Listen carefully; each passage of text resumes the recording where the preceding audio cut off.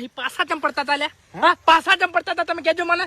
એટલે સીબે ડગલો પાછો પડતો હોય ને એટલે સમજી લેવાનું કે હીરો તડપ મારવાની તૈયારી હોય અને તમે આખા પ્રોગ્રામ ની પથારી ફેવરી નાખી. એટલે આ સી 70 ડગલો પાછો પડ્યો તો તાણી